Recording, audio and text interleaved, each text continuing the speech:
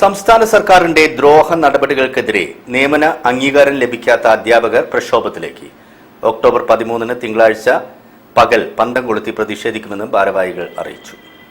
Kerala aided teachers collective, national teachers collective, അതുപോലെ തന്നെ national ടീച്ചേഴ്സിന്റെ മാഷ്യ സംഘടന, ഈ 3 സംഘടനകൾ ഒന്നിച്ചാണ് ഭിന്നശേഷിയായിട്ട് ബന്ധപ്പെട്ട് സുപ്രീം കോടതിയുടെ ഒരു ഉത്തരവ് മാത്രമാണ് നിങ്ങൾ മാധ്യമങ്ങൾ ചർച്ച ചെയ്യുന്നത്. NSSന് അനുകൂലമായിട്ടുള്ള ഒരു ഉത്തരവ് മാത്രമാണ് നിങ്ങൾ മാധ്യമങ്ങൾ ചർച്ച ചെയ്യുന്നത്. പക്ഷേ ഞങ്ങൾക്കും സമാന ഉത്തരവ് ഹൈക്കോടതിയിൽ നിന്ന് കിട്ടിയിട്ടുണ്ട്.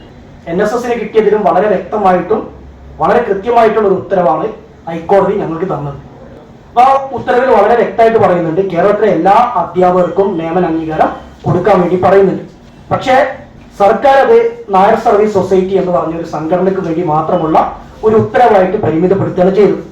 രണ്ടാമത്, അപ്രൂവൽ ലഭിച്ചിട്ടും ഏകദേശം 5000-ലധികം അധ്യാപകര് ശമ്പളമില്ലാതെ, അവർ ജോലി ചെയ്ത 5 കൊല്ല കാലഘട്ടത്തിലെ ആ ജോലിക്ക് ശമ്പളമില്ലാതെ നോഷണലായിട്ടാണ് സ്കൂളിൽ ജോലി ചെയ്യുന്നത്.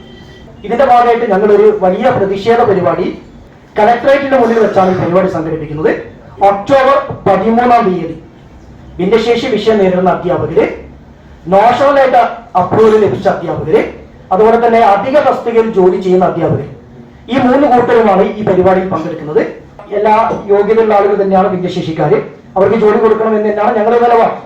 പക്ഷേ ഒരേ സമയത്ത് അവരെയും ഞങ്ങളെയും വഞ്ചിച്ചുകൊണ്ട്, ഇരു കൂട്ടരെയും പറ്റിച്ചുകൊണ്ട്, തമ്മിലടിപ്പിച്ച് ചോര കുടിക്കുന്ന ഒരു നിലപാടിലേക്കാണ് സർക്കാർ മുന്നോട്ട് പോകുന്നത്. News bureau, Kozhikode. ജില്ലാ വാർത്തകളിൽ ഒരു ഇടവേള.